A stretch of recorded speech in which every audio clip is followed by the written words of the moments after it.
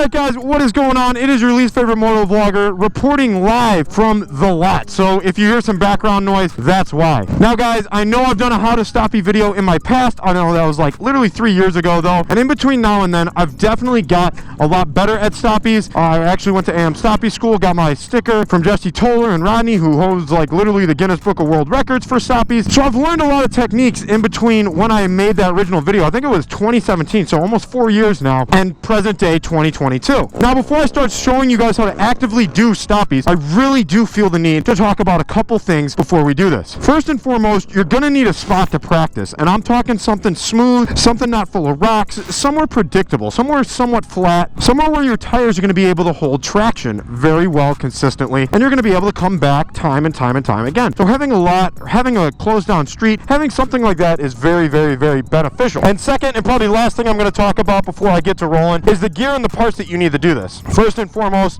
if you notice, I always run these Michelin 2CT tires on my bikes. I'm not sponsored by them. I've actually turned down tire sponsors because I prefer this tire so much. That mixed with some good high temperature Motul, something good brake fluid wise, something predictable, something gradual, and a good front master. I run a 12 millimeter on the Supermoto, on Magura, and then I run a Brembo 16 millimeter on the 636. That matched with some steel brake lines is really going to do you justice when it comes to stoppies.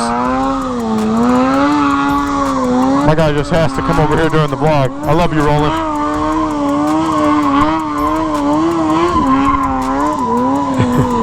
See you later. God damn. Now guys, I'm not going to be the best example for this, but you really do need to wear a jacket, some good gloves, everything like this, because stoppies are not wheelies. These will seriously fuck you up. A stoppie can literally paralyze you if you're going over a couple miles an hour. You're thinking about a big street bike like that burying you into the ground. It's not fun. So wear your jackets, wear your back protectors, wear your gloves, wear your gear, and especially wear your helmet, boys. I'm going to be doing stoppies on both these bikes today. I think I am going to start off on the Supermoto since it is pretty new to me. This is only my second time riding it, so we should be learning as we go. Let's do this.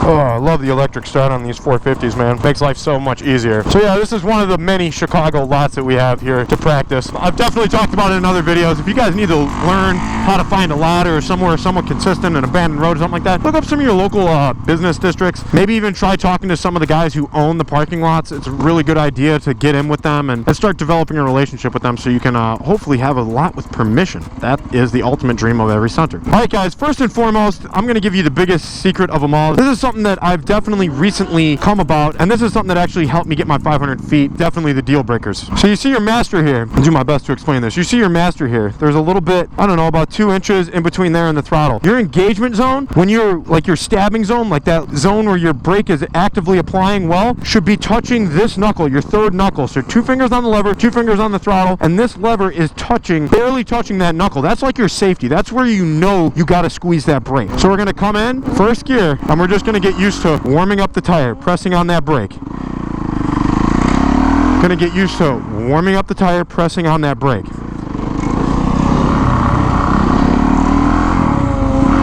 It's a little bit of a stab, okay?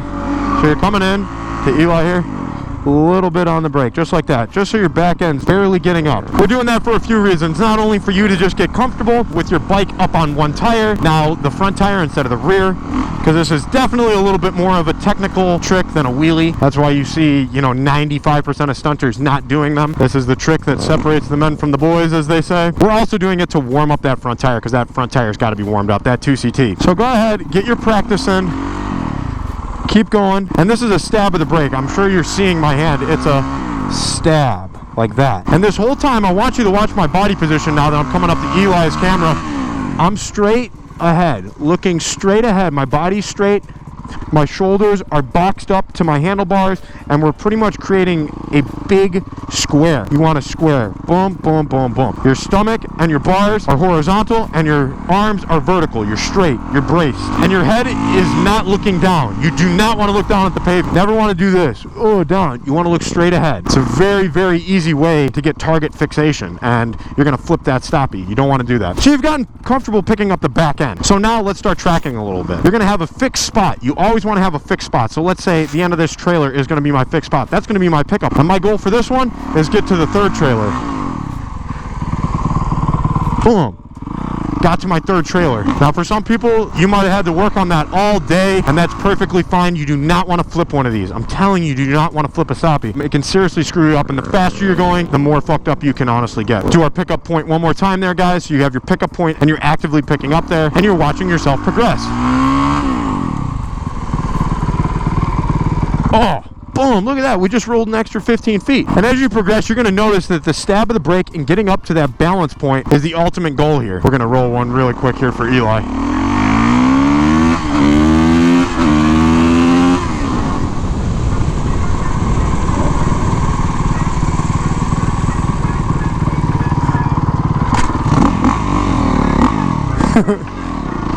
Sorry guys, I don't mean to cut off the vlog or anything. I just know Eli's down there trying to shoot third person of this how to stop you video. So the ultimate thing here is we're stabbing the brake and we're trying to get up to balance point as quick as possible. What is balance point? Now this is the part that I might sound like an absolute nut job trying to explain, and anyone for that matter who really rolls stoppies sounds like an absolute maniac saying it. You're stabbing that front brake as quickly as possible, and you're trying to get up to that point where the bike feels weightless. Your body feels weightless. That point where you can almost let off the front brake and hover there, but not that tall. You don't want to die, but man, is this hard to talk about. You're literally going at the top of one of your gears, you're stabbing that front brake, and you're waiting for that bike to become weightless, and then you're barely on the brake. Just enough that you can sit below balance point there and keep going. Jesse Toller and some of these other psychopaths that really roll, like, you know, there's a couple infamous guys I think of when I think of guys that are setting Guinness World Records and stuff like that. They're saying that not only are they picking up at 150 miles an hour, but they're also saying that they're letting go of that brake completely because they're at that high of a balance point. Now we're going to apply some of those, and we're going to shift into second. First gear, second gear, we're going to be stabbing the brake squared up with our body, and we're just going to roll.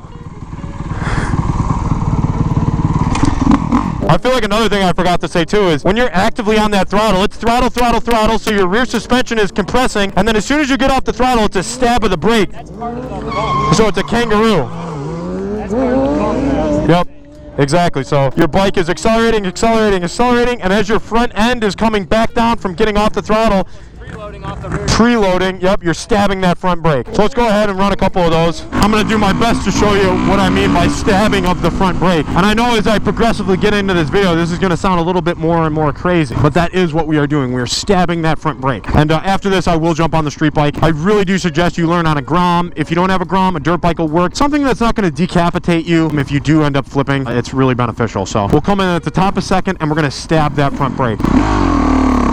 There we go.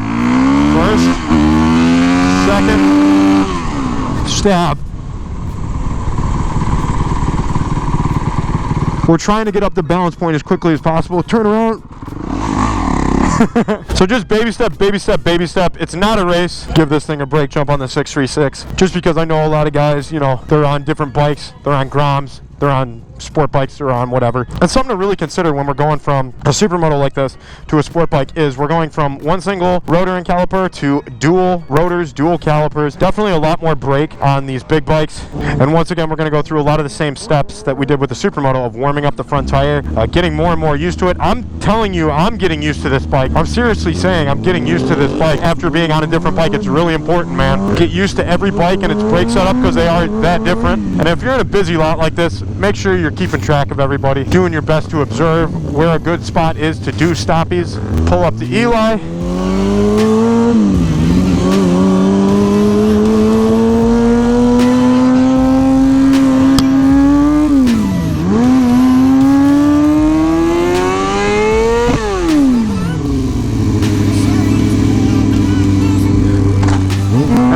Same principles, except the suspension on a street bike doesn't compress as much as a supermoto. That's why I really wanted to do the supermoto first and show you guys that that's probably the move here. A supermoto or a Grom to start off on. Just like we've been doing. Come in first.